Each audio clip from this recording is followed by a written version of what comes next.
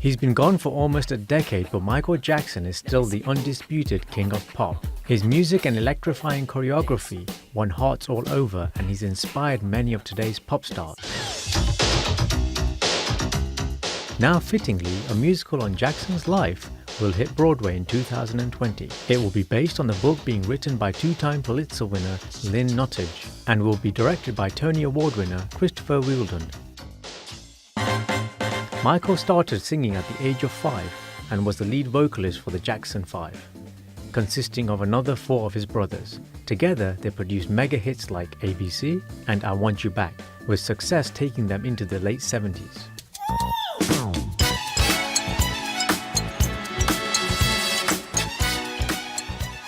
At the same time, Michael also moved into his solo work in the early 70s, but did not make his mark until he joined forces with Quincy Jones to release Off the Wall in 1979.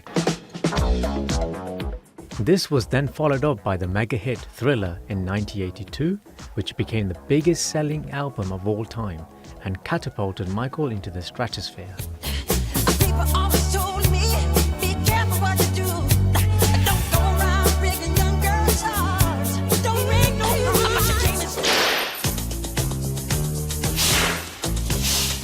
He followed this hit album with Bad in 1987, Dangerous in 1991, and History in 1995, with both Thriller and Bad getting 25th anniversary re-releases. With his last tour between 1996 and 1997, following a 12-year break from touring, the 2009 This Is It tour had been a long time coming. Michael had just announced his highly anticipated concert in London shortly before his death. June 25, 2018 marks the 9th year anniversary. At the time, Jackson had left behind a reported $500 million debt.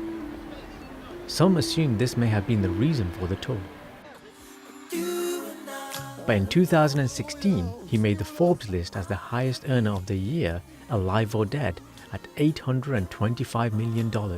This was due to the Jackson estate selling half of the Sony ATV catalogue. Since his passing, there have been many tributes in the name of Michael, but one with an estimated budget of $60 million was Cirque du Soleil's Michael Jackson The Immortal Tour in 2012, which ran until 2014 with a reported $370 million in sales at the box office. And it wasn't just the fans who were left impressed. I was looking for something amazing. I found something far better. And I really enjoyed it. And he captured Michael very well. Michael Jackson 1, which is another joint venture between the Jackson estate and Cirque du Soleil, has been one of the highest grossing shows in Las Vegas since 2013.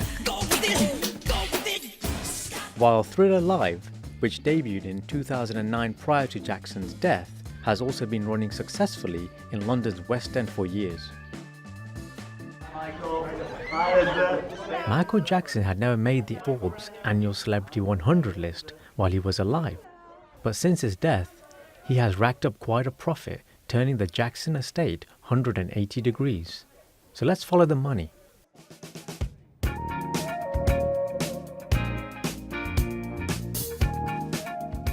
That's an estimated $2 billion pre-tax. If we include his other lifetime earnings, and after inflation, that is a moonwalking $4 billion.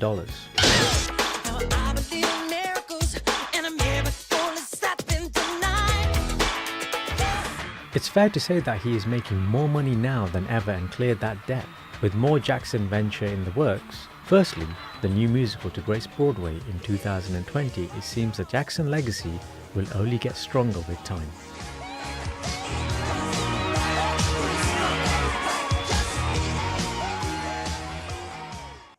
Celebrity insider Neil Sean, who's met Michael Jackson a few times himself, is joining us today. Neil, I'm dying to ask you about those times you met Michael personally, but I have to get to the musical. I'm personally a huge Michael fan, but I am wondering whether fans have been begging for a Michael musical, or whether this is, for business, whether the Michael moneymaker is at it again.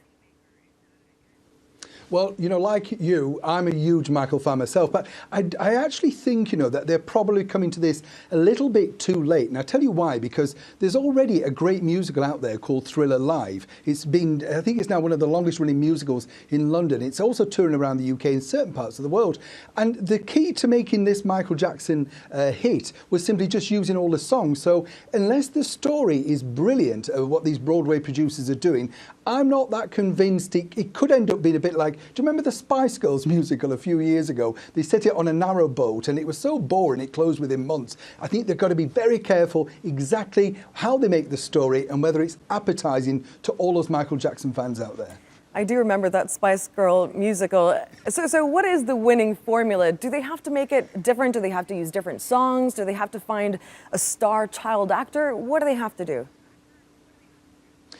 Again, it's a brilliant insight, really, because when you think about it, you could discover a new star with this musical. You could really find a brand new major star. And if you cast somebody who's already famous, you kind of think, oh, he's not really like him. So I think they're probably going to go down the unknown route. It's a lot cheaper, number one. And number two, of course, you don't have to put all the histrionics of being a diva or whoever you sign on. But with regards to the music, there's so much music to choose from. It's very difficult to say, isn't it? What would you include? What wouldn't you include? I think the difficulty is making the story sort of easy on the ear, easy on the eye, and focusing on what made really Michael Jackson the king of pop. Because really, obviously, he's known for many other things that are slightly unsavory, and also, people need to be reminded that he was a unique and great pop artist. And of course, the heat is on the organizers of this new musical because the expectations for Michael's big fans, and we're all big fans, are extremely high with this one. Well, yeah, it's always a danger, though, isn't it? Over here at the moment, we've got a movie coming out by with Renée Zellweger, all about Judy Garland. And Liza Minnelli, her daughter, has just gone online and said, this is no relation to the story that I know about my mother. So it's good that they've got the family on board, shall we say, but that doesn't necessarily mean it's going to be a hit, because, of course, once the family's on board, you get more of a sanitized version. Sometimes when the family's not on board, you get something a bit more spicy, and that sometimes can be the thing that people really want. What makes a successful musical? Why is Mamma Mia so successful? It's all about the great ABBA songs. The stories are relevant, in my opinion. And of course, some might think Michael was all about the music and the stage shows, which were always incredible, but he was a bit of a businessman himself, wasn't he? Oh, a very clever guy, actually. When you think about the things that he bought and sold in his time, I love the fact that he sort of went, for world domination, not just in the charts, but also through publishing, and was able to buy the Beatles catalogue. Can you imagine sitting at home thinking, I own all of those hits? And of course, that really was his pension, if you like. It was the thing that, kept him going in money. Of course, he sadly passed away millions of dollars in debt, but of course, that would have always gained some money. I think for Michael Jackson himself, nobody's ever really done the pivotal biography to sort of break it down. He knew every trick in the book. I remember talking to him about, do you remember the famous thing where he was lining the oxygen tent thing? That was clearly a publicity stunt, but we all bought it, the fans believed it, and it became kind of part of a pop folklore, really, didn't it? It did, and I think there's a lot to still clear up. Do you think a film or a biography is the next thing to come from the Jackson estate? The Jackson estate is very wealthy, and of course they want to keep, I think, talking to the actual brothers who I met recently when they were in London, they really want to keep that legacy alive. It's very difficult when you've been an iconic pop star for many years. When you look at that Whitney Houston, they've recently just done a documentary with her family involved. Stars don't seem to last the way they did, say, a few decades ago. There's people like Frank Sinatra, Dean Martin, all the Rat Pack. People still remember them with great affection. It's harder now in this very digital, transient world to keep people thinking, yes, he's still relevant, he still remains to be seen, heard, all that sort of stuff. So it's a lot tougher. I think a movie would work, but again, it's all down to casting and also picking the right period of Michael's life. And I think it would be great to look at the great period, when he was doing Bad and all of those things, taking on the world and taking out monster tours, which were brilliant when you saw them. Absolutely. Neil Sean, thank you so much for bringing us your insights. Great to hear from someone who's met Michael Pleasure. himself. We'll see whether the Broadway musical is a hit. Thank you so much.